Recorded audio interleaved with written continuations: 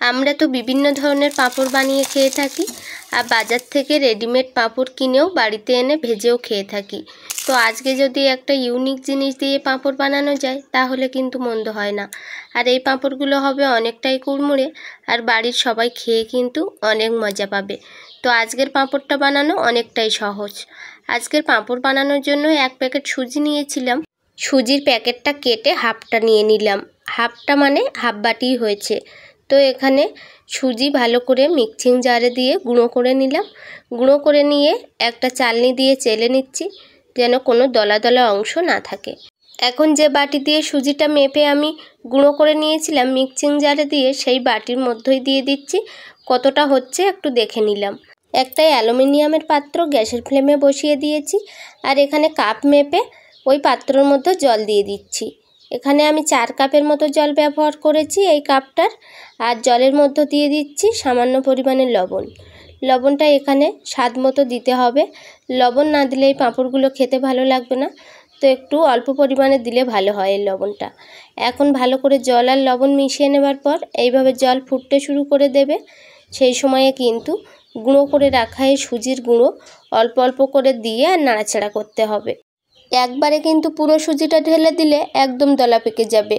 আর এই সময়ে কিন্তু গ্যাসের ফ্লেমটা একদম লোয়ে করে রাখতে হবে, রেখে সুজি ঢালতে হবে আর আস্তে আস্তে মেশাতে হবে। এখানে আমি অল্প অল্প করে দেওয়ার পরেও কিন্তু হালকা দলা পেকে গেছিলো। তো এটাকে নাড়াচাড়া করতে করতে ঠিক ঘনত্বে এসে যাবে। বারবার ধরে নাড়াচাড়া করার পর দেখুন এমন ঘনত্বে এসে গেছিলো। আর গ্যাসের ফ্লেমটা কিন্তু অবশ্যই কম করে রাখতে হবে, না হলে কিন্তু এই ঘনত্বটা পারফেক্ট হবে না।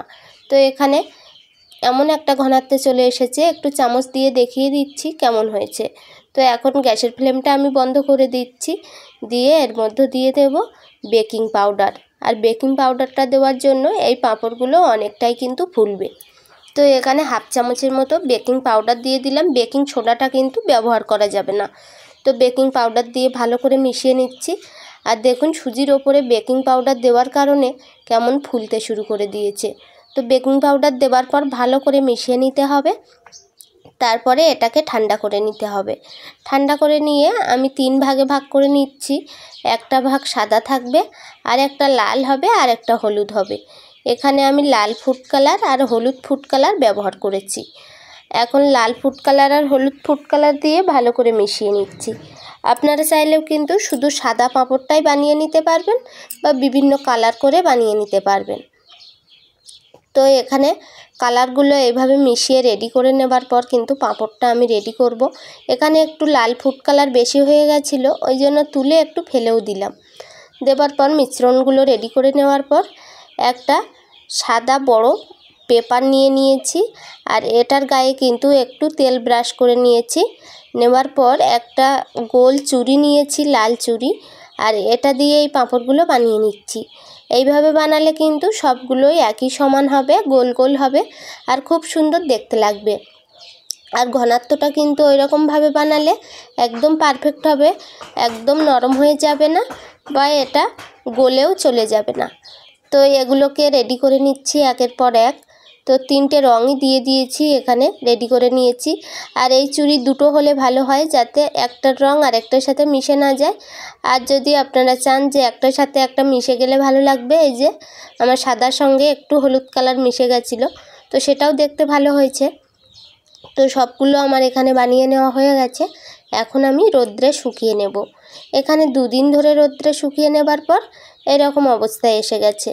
তো খুব সুন্দরভাবে শুকিয়ে গেছে, আর পাতলাটা দেখুন কেমন খুব সুন্দর পাতলা হয়েছে। তো এগুলো এখন গরম তেলে ভেজে নিতে হবে। তো এখানে ঝুরঝুরেটা কেমন হয়েছে দেখেই বুঝতে পারবেন আমি কেমন করে হাত দিয়ে একটু নাড়ছি আর শব্দটা কেমন হচ্ছে। এগুলো কিন্তু দারুণ ঝুরঝুরে হবে এইভাবে রোদ্রে দিয়ে রাখলে। আর এগুলো কিন্তু এইভাবে রোদ্রে দিয়ে পরে ভেজে খাওয়ার জন্য একটা জারে ভরে রেখে দিলে কিন্তু মাসের পর মাস থেকে যাবে। প্রায় 1 বছর পর্যন্ত এটা সংরক্ষণ করে রাখা যায়। আর এই পাঁপড়গুলো কিন্তু কাঁচের বয়ামে ভরে রেখে দিলে আর মাঝে মধ্যে বের করে রোদ্রে দিলে কিন্তু আরও অনেক দিন ধরে রাখা যাবে। আর এই পাঁপড়গুলো ভাজার সময় কিন্তু তেলটা একটু বেশি করেই গরম করে নিতে হবে, আর তেলের মধ্যে ছাড়ার সঙ্গে সঙ্গে কিন্তু ফুলে ডাবল হয়ে যাবে।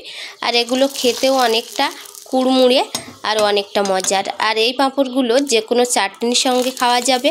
আমরা তো গরমের দিনে বিভিন্ন ধরনের চাটনি খেয়ে থাকি, তো চাটনির সাথে পরিবেশন করলে কিন্তু দারুণ হয়। তো একবার হাত দিয়ে মুঠো করে ধরার সঙ্গে সঙ্গে কিন্তু এইভাবে ভেঙে গুঁড়িয়ে যাবে এই পাঁপড়গুলো। আপনারা বাড়িতে বানিয়ে দেখবেন আর আমাকে কিন্তু কমেন্ট করে জানাতে ভুলবেন না। তো আজকের মতো সবাইকে টাটা, সবাই ভালো থাকবেন, সুস্থ থাকবেন।